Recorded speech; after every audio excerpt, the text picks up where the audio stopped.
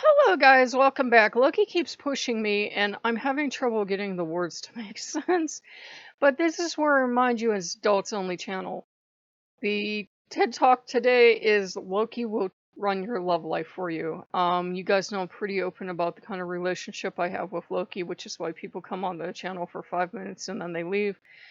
But basically, Loki did what he did recently, chased everybody, absolutely everybody out because he wanted to test, and he doesn't care because he's my patron god.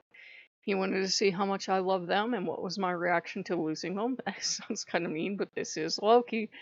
He wanted to see how much did I truly love them, and was I with them just for the shit they were going to give me, or was I with them because I was in love with them? And Lokeans usually give a confused both as an answer, and as long as you are being honest, you can give him something to work with. So basically, he put me on trial all day, and he had been keeping everybody out with his force field. That's the only way I can think of to explain it. And once he deemed that I cared about them enough, even if I'm not perfect, I am human, and I wanted them all beside me because I truly do deeply love them, then he's like, okay, they're good, they're a good match for you. And he lifted the ban and everybody's back in, and Asmodeus is plaster to me and never letting go because I'm best human for now. And Loki did that because we do have to remember, and I couldn't figure out why we've been binging on Simpsons episodes, and some of these episodes have been coming up about basically it can be very easy, and I'm just as guilty as anyone else of you get into a relationship with a god because you get smitten, say, but then you start to hear about all the great stuff they can do, and you start to like them more for the stuff they can do than for the relationship. And then the stuff doesn't come because it really never comes. It's just stuff people say on the interwebs. And, you know, um, then your relationship suffers. And if there's not real love underneath that, it's going to suffer. One of the things I think that hurts the demons is that once you get away from that nonsense about them showering you with jewels and gifts and presents and money and wealth and fame and a mansion and everything else, once you figure out that's not coming, I think a lot of the relationships end, and I'm getting this solemn nod from Asmodeus. And, that's not their fault. And it's not the human's fault either. If you're told a god's going to give you all this stuff and then you get with them and they never do, and then there are people, frankly, lying on the internet, and I can think of quite a few of them, that say, oh, yeah, sure, they gave that to me. That hurts, that hurts. And, you have to work through it. So, what Loki felt free to do is chase everybody out, see if, according to my patron god, because Loki sees no other higher authority than him, if I truly love them and I had their best interest in heart, and if they truly love me and they have my best interest at heart. And I get everybody told me what they said about not being able to do anything anymore because Loki threatened them with the wrath of Loki. I'm getting great game, great game. We played that years ago, remember? So, he did it because he loves me. He did it because he loves me, and he wanted to make sure I had those in my life that, wanted to do the very best for me. And he's indicated he's done it for a lot of other people too, whether they're aware of it or not.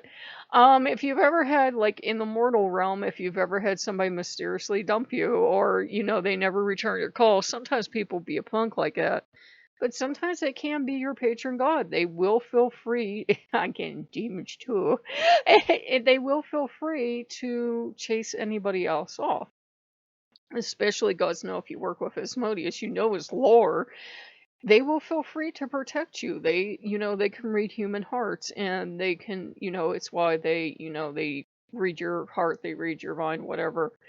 And they say, well, I like this one. This one has flaws because we all do. I'm a greedy son of a bitch, and I know it. I go, yep.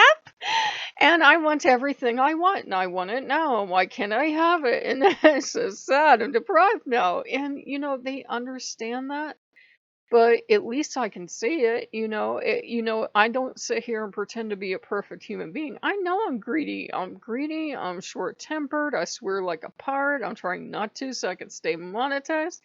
So I know I have a lot to work on. And once the comments came from a person commented on a video. Did I tell you this? I don't know.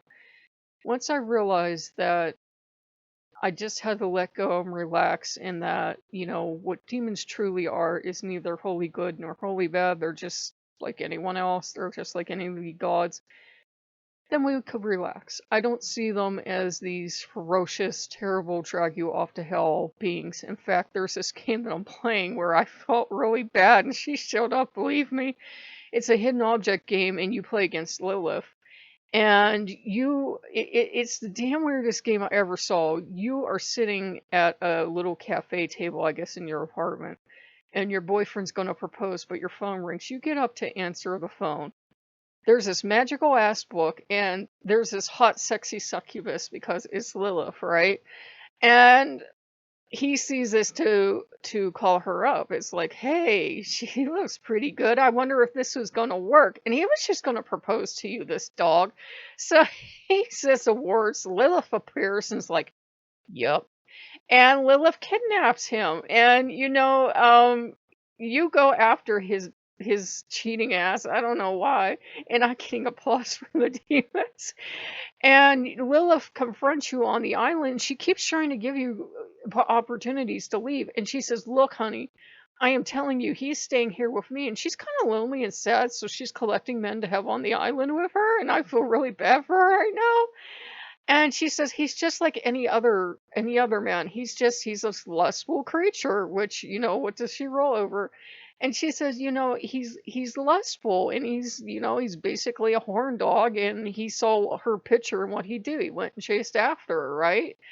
And the girls are Miss Little oblivious. And then it kind of goes downhill because this creepy guy that I hope was a serial killer ends up to be the spirit that starts preaching about purity and holiness and being without sin. And I'm like, please die, please die. And it turns out he's already dead. I think he's an angel.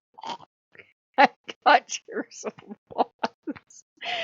So, I'm not the obedient type, but I think you guys knew that. So I'm getting the idea that, Loki will turn our lives upside down, but he will feel free to run your love life. He will, but he'll do it because he cares for you.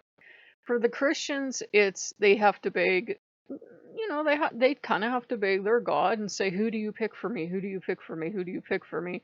Please give me a sign. Please give me a sign. And you see the divorce rate, so it doesn't always work out too well. But yeah, I got tears and house of laughter back here. But for us, we're free to pick our partners, but Loki will certainly say, this is going to blow up in your face. He will feel free to tell you. And he will feel free at time to dismantle things to see if you really care for each other. And that sounds sneaky and manipulative, but that's Loki.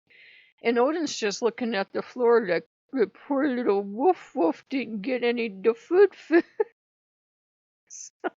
Poor baby.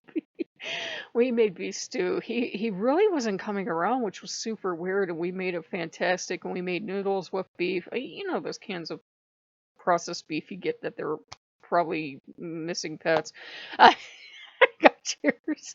And we made that.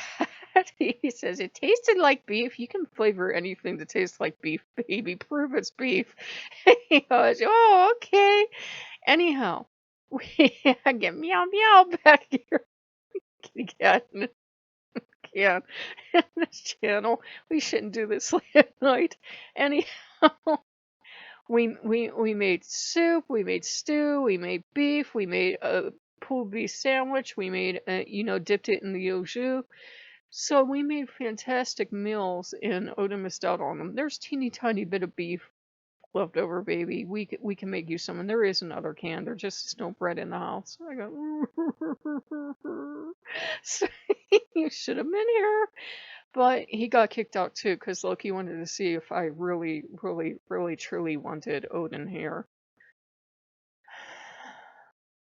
I love him, but he's a challenge. But he will feel free to interfere in your love life. And the thing was, as I was telling you guys on Patreon, it was freaking me out because I was playing this 80s plays list and I was fooling around on Pinterest trying to get some kind of signal, not knowing what Loki was up to. And I was getting these crazy things. Now, every song, if you lived in the 80s, you remember. What the fuck were they about? The night, your dreams, or overcoming challenges and being a champion? So So, and it was just vibing up with all of these, shut up, Loki, with all the pins and everything. And then the Dream Warrior song came on, and a Cougar, one of those pun things came up. And I was like, okay, what the fuck is the universe telling me? I don't know. I could dream tonight and dream about taxis or nothing at all. I haven't been having great dreams lately because, I don't know. They've just been like random, not like super intense or from the gods. But he will feel free to interfere in your love life. He will feel free to pick people out for you, and he will feel free to do what he thinks is best. So, if you guys like what you see, I got cat and a can, meow meow. So, shut up. If you do like what you see, like, comment, subscribe, and we will see you guys later. Bye bye.